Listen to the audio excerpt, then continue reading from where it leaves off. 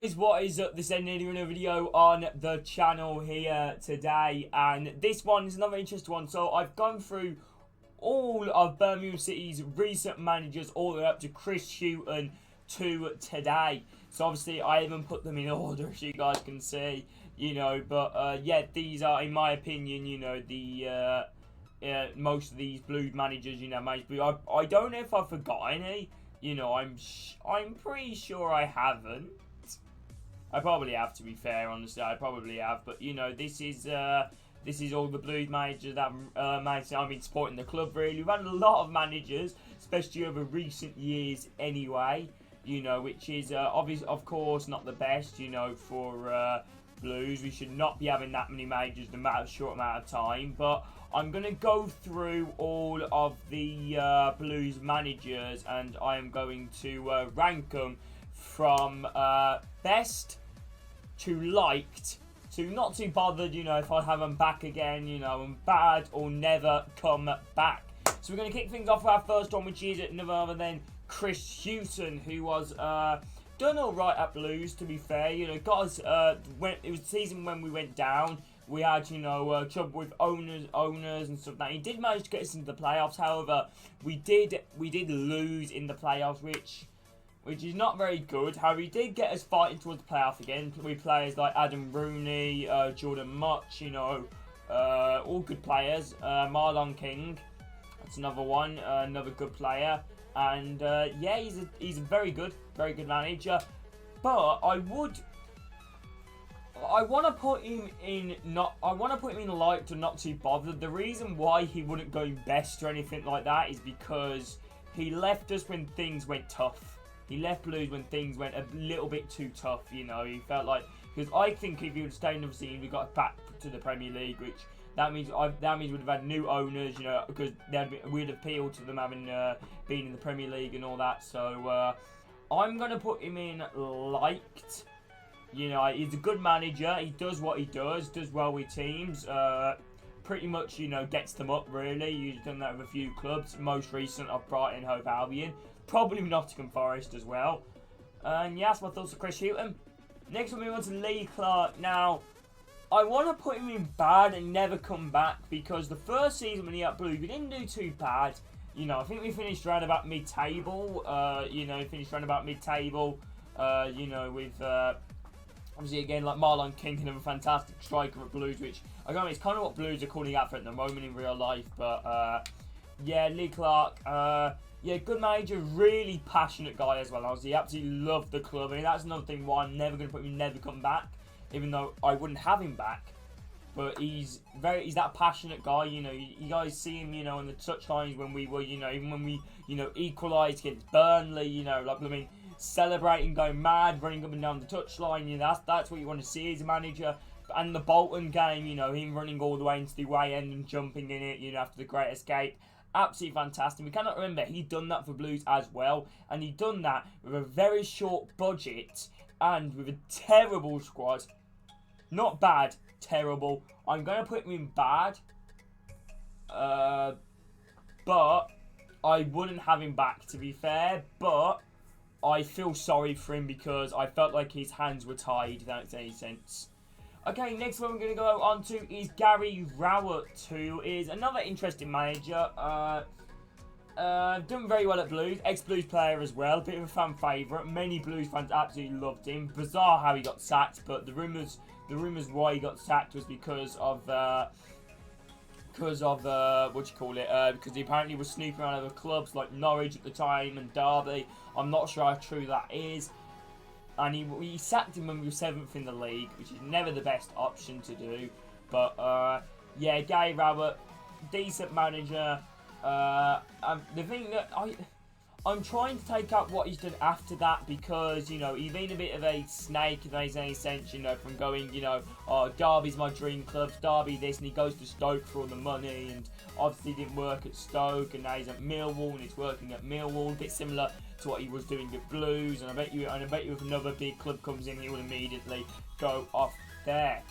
I'm going to put him in liked, because, good manager, good man as well, really nice guy. I remember I remember, you know, Blues v Barnsley when we lost 3-0, and, you know, he still seemed very passionate then, still really cared, you know, and he really frustrated the team, which I like to see that from a manager. Next one we move on to is Franco Zola, who I'm going to put him in never come back. However, I do always have an argument with Franco Zola, is that he was brought in at the wrong time.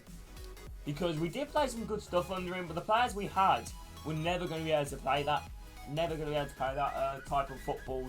So, you know, but I will put him in never come back, because I never want him back. But I felt sorry for him as well, because he's a really nice guy, honestly. You know, he really wanted it to work for him, you could tell, you know, but he just wasn't the man. And in all fairness, he wanted to play fancy football with Jonathan Grounds, Michael Morrison. If he had a pre-season and a transfer window, he probably would have gone better, whether it would have worked. But, yeah, I'm going to put him in never come back.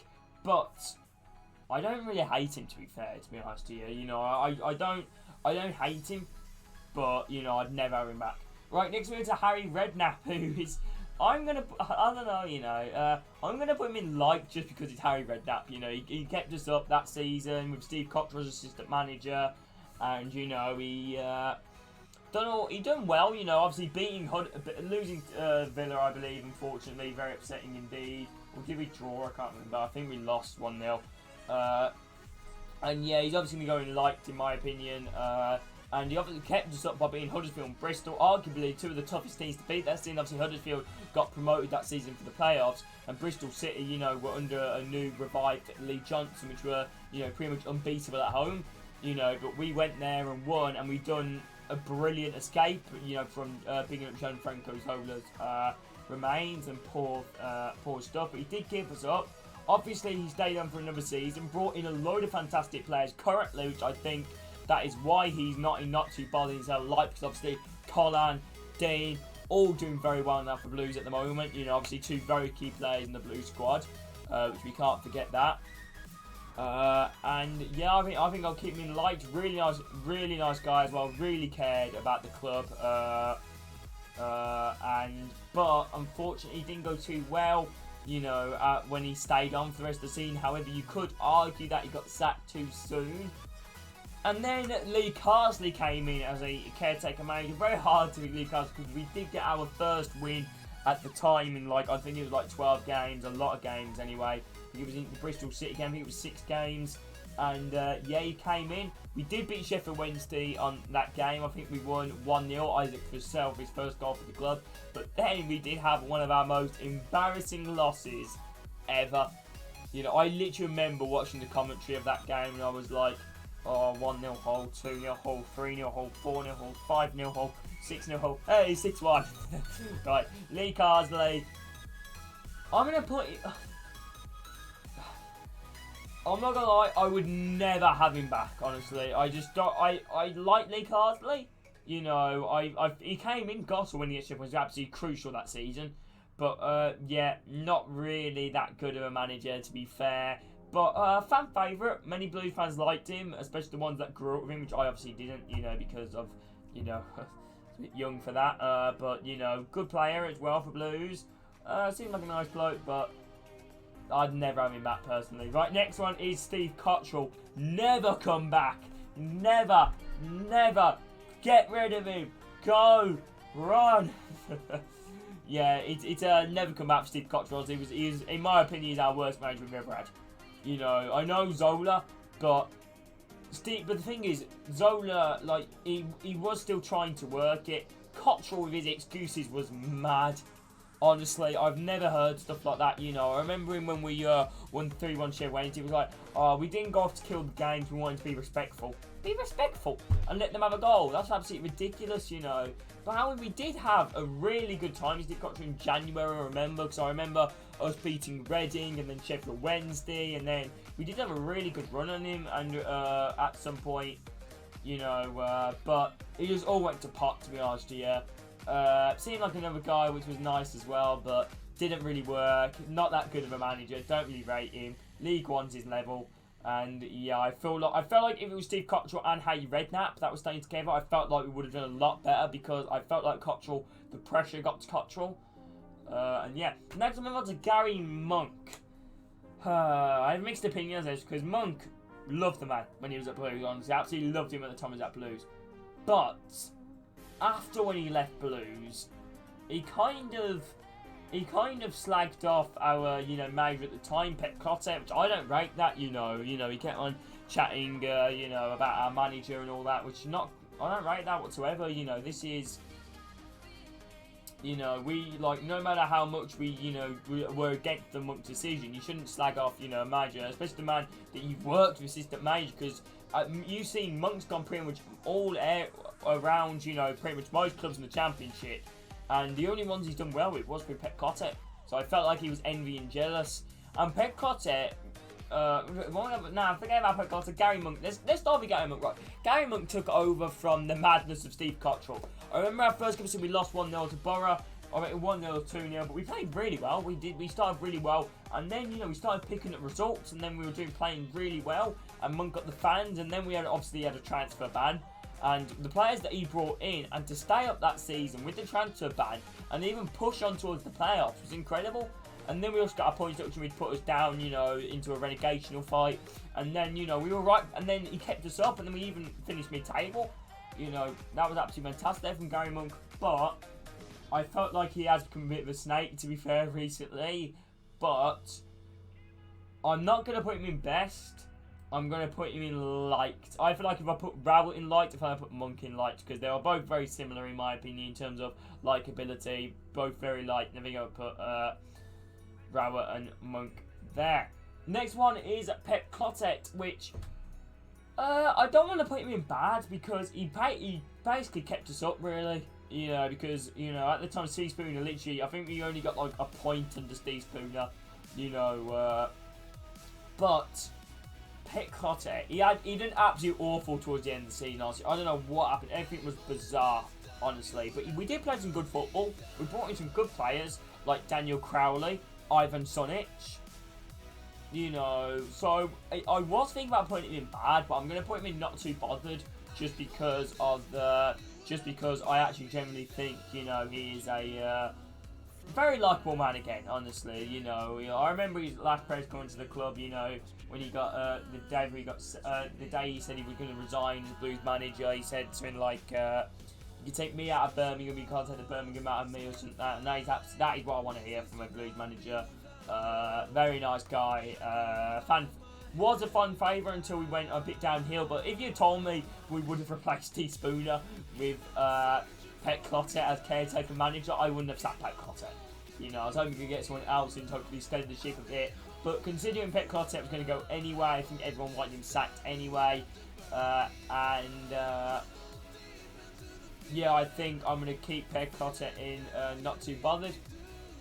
Steve Spooner, I want to defend Steve Spooner because he shouldn't be a manager of Birmingham, but he came in when the squad morale was completely dead. We literally didn't win in like 15 games or 10 games. We were absolutely atrocious, and and he came in, tried to fix it, played a few youngsters, didn't really play that many good football. Remember our first game against Stoke, we lost 2-0, we were absolutely atrocious. But the thing is, I don't know, bad and never come back. I'm going to put never come back just because I feel that, he